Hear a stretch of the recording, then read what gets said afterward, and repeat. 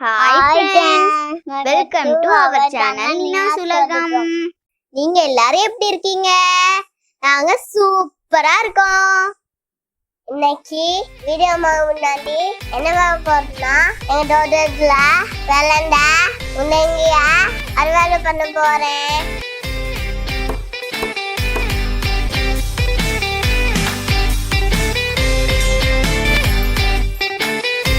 இன்னைக்கு சீடு போடுற ஒரு வீடியோ தான் பார்க்க போறோம்.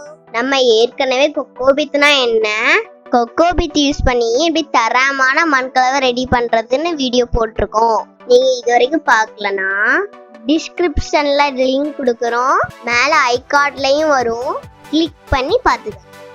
நம்ம ரெடி பண்ணி வச்சிருந்த மண்கலவைய இந்த க்ரோ பேக்ல ஃபில் பண்ணிட்டேன். இது கீரைக்காக யூஸ் பண்ற க்ரோ பேக். இதுல 3 கோடு போட்டுக்கலாம். 3 கோடு போட்டோன்னே கொஞ்சம் போல சீடு எடுத்து அந்த 3 கோடுல தூவி விட்டுக்கலாம்.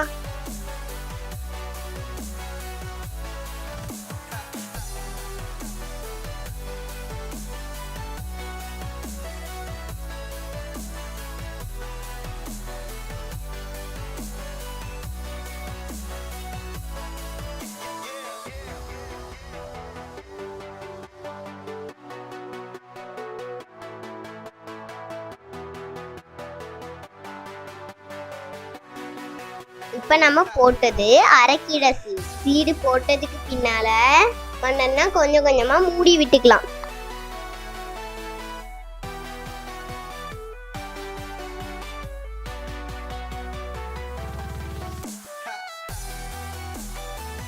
அடுத்து நான் சீடு போட போறேன். விலாயின் போட்டுக்கலாம். வெந்தயக்கீரை சீடு போட போறேன்.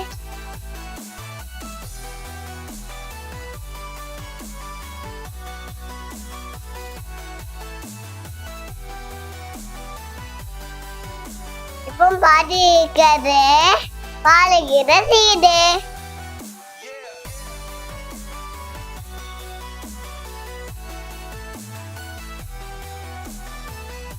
நானும் அக்காவும் அடுத்ததா முருங்கீரை சீடு போட போறோம். சீடு ஒரு பின்னாடி பண்ணமா மண்ணு வச்சு முழுகலாம். இப்ப எல்லா சீடும் போட்டு பிறகு தண்ணி எடுத்துக்கலாம். 15 days ஆனதுக்கு அப்புறம் எப்படி இருக்குன்னு பார்க்கலாம். நம்ம போட்ட சீடுல பாலக்கீரையும் வெந்தயக்கீரையும் தான் நல்லா வளர்ந்துருக்கு. அரைக்கீரையும் சிகப்பு தண்டைக்கீரையும் மலையில அவ்வளோ சரிஞ்சிடுச்சு.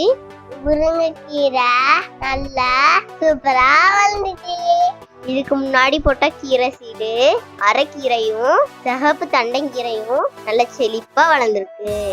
ஓகே ஃப்ரெண்ட்ஸ், இந்த வீடியோ உங்களுக்கு பிடிச்சிருக்குன்னு நினைக்கிறேன். அடுத்த ஒரு சூப்பரான வீடியோல மீட் பண்ணலாம். லைக் பண்ணுங்க, ஷேர் பண்ணுங்க and சப்ஸ்கிரைப் பண்ணுங்க.